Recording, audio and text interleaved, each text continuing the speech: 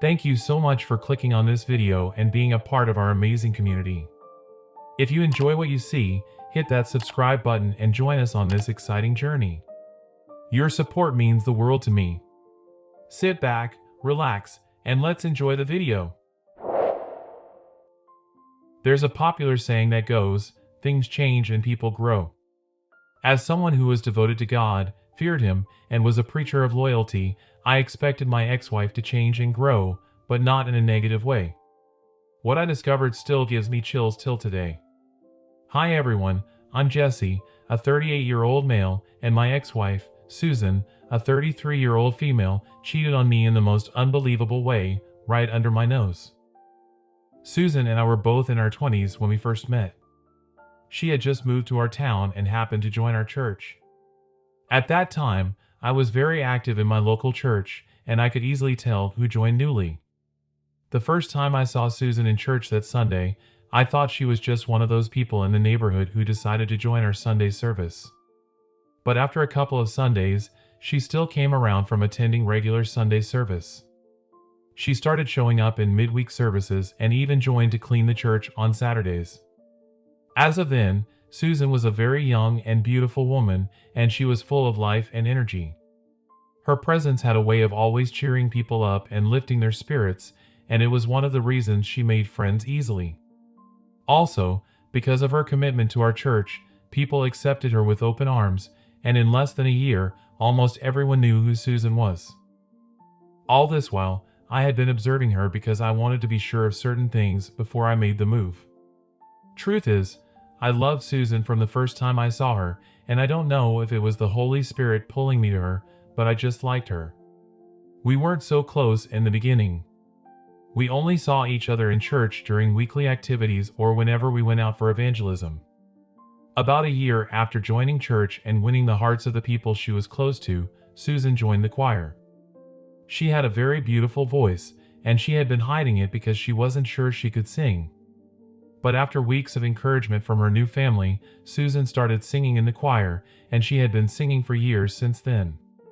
Around the same time, she also became heavily involved in charity, and she was such a blessing to the church. On the other hand, I was a devoted church member.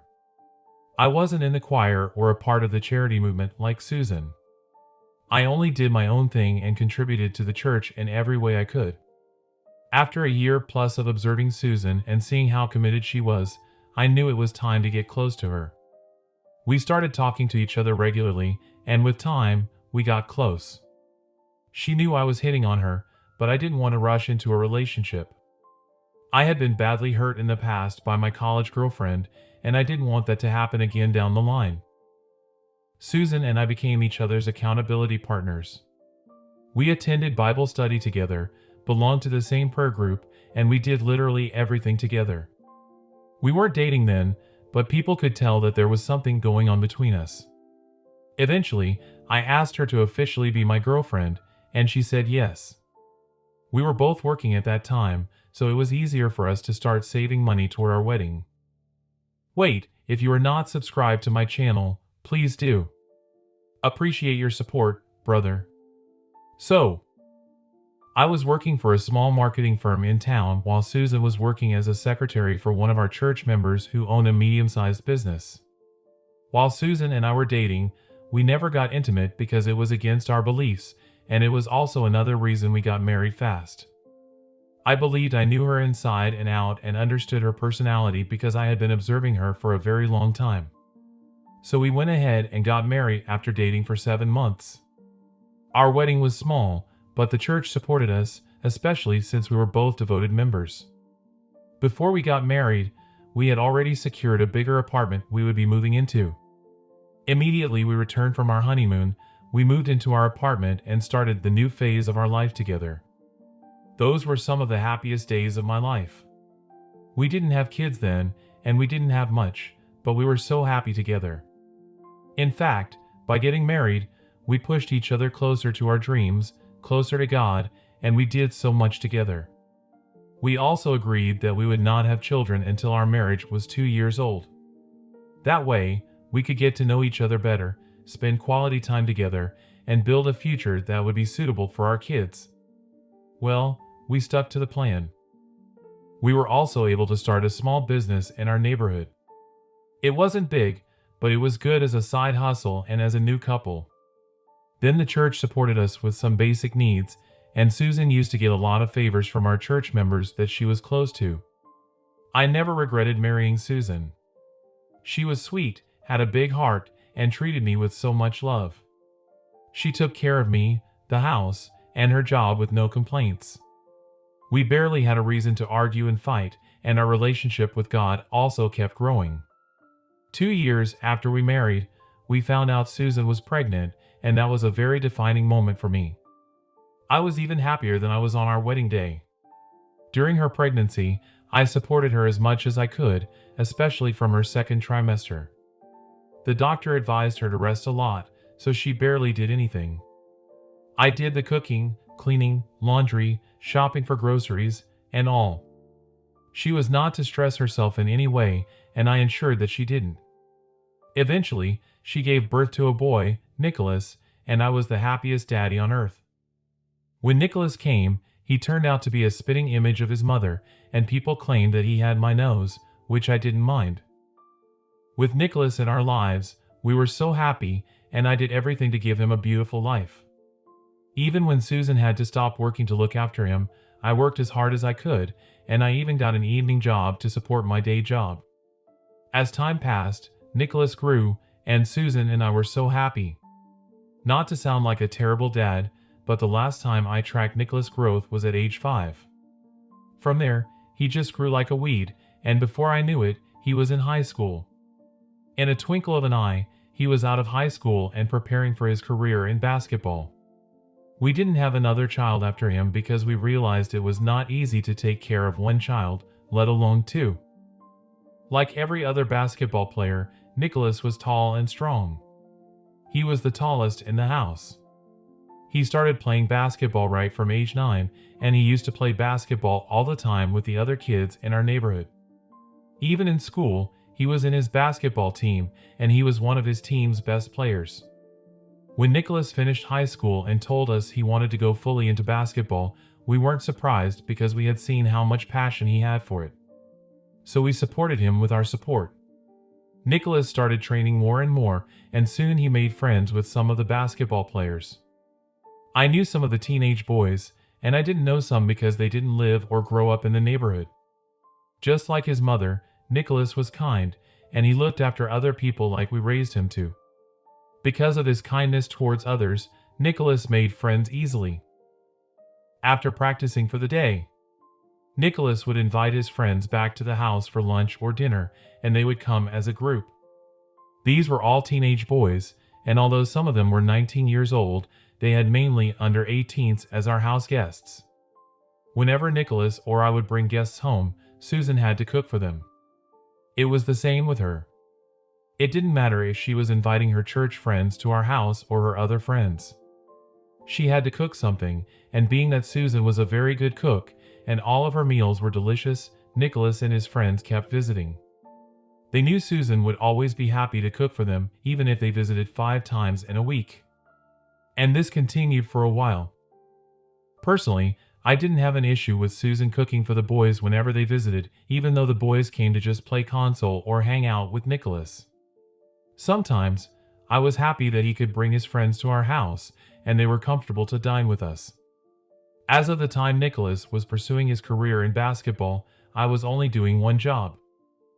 It paid well, and I had enough time to spend with my family while still remaining committed to church. Speaking of church, I slowed down a bit because the responsibility to take care of my family was a lot on me. So, Susan and Nikolas were the only ones who frequented church. As time passed, the bond with Susan and Nikolas's friends grew. Most times, if they were in the neighborhood, they would drop by and say hello to Susan even when Nikolas was not at home. I witnessed this a lot of times. Most times, maybe when Nikolas and Susan had gone to church for Bible study or whatever activity they had, and I returned from work early, some of Nikolas's older friends would drop by to say hello. I believe there was nothing wrong with that. Aside from cooking for the boys, Susan also treated them like her sons. She encouraged them to pursue their dreams and do their best. Whenever any of them had a sprained ankle or a moved shoulder, she would massage them and fix whatever the problem was in the way she could. Since Nikolas had been playing since he was 9 and in the beginning, he sustained a lot of injuries, Susan knew how to take care of minor issues like that. Sometime around Thanksgiving that year, I noticed that the boys didn't frequent the house like they used to. They came in groups, but it didn't strike me as a serious matter.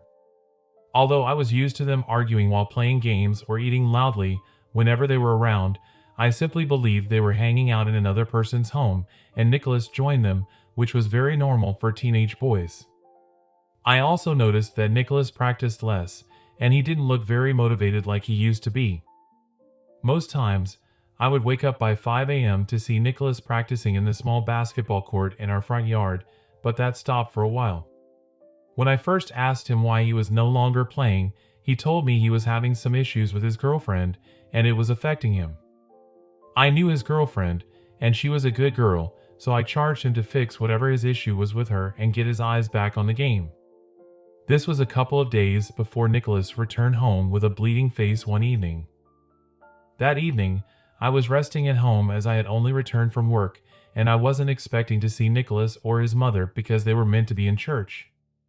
So when he walked into the house with bloodshot eyes, a bleeding nose, and with multiple cuts on his lips, I was scared. We raised Nikolas well, and in his entire life, he has not been in a fight, and I had never seen him like that. When I asked him what happened, he said he got into a fight, and I knew something was wrong. At first, I thought he fought with another guy over his girlfriend, but what I found out caused a lot of thoughts to run through my head. Nikolas didn't want to tell why he fought, but I needed an explanation for the angry blows and bruises on his face. I kept asking him, and eventually, he spoke. He told me that there were rumors of Susan, his mother, sleeping with some of the boys from his basketball team. He had heard the rumors for weeks, and that's why he stopped them from coming to his house, thinking it would go away. But it didn't, and on that day, when he couldn't take it anymore, he got angry and tried to defend his mother, and it ended badly. I was very shocked when I heard that and could not believe that Susan could do such a thing with boys old enough to be her sons, but with all Nikolas had said, everything was pointing in that direction. I had walked in on Susan and one of the boys before, but they acted like the boy was just dropping by and was just about to leave. I never suspected anything, and it was more difficult for me that Nikolas heard about it first, and he was already fighting his friends. So to be sure of the rumors, I bought those small cameras that could easily be hidden in the open, and I placed them in the house. I also didn't tell Susan what I heard from our son. 2 days later, what I feared the most happened. I returned from work and checked the footage, and I saw Susan and 2 of Nikolas's friends doing it. I was so heartbroken, but at the same time, I felt betrayed. I wanted to confront her, but I knew it would only make things worse. So I created multiple anonymous accounts, and I sent censored versions of the videos to the church forum, and I sent the uncensored versions of the videos to the email address of church members I could find in her possession. The outcome was very explosive, and she could not hide the shame. In less than a week, the whole neighborhood heard about it. Since we lived in a very small town in America, it was difficult to contain something like that. When she knew that it was me, she was so broken or pretended to be. She cried and begged for my forgiveness, but I couldn't even look at her because I felt disgusted. She tried to beg Nikolas too, but Nikolas never spoke to her again. She ruined him among his circle of friends. I kicked her out of my house so she could go and be with any of her lovers she chose. We divorced, and the worst was she was alienated by the whole community, and very few of our church members wanted anything to do with her. The last time I heard, she moved out of town, and I haven't seen her since then. Stop! Most of you are not subscribed. Remember to like and subscribe if you like the video.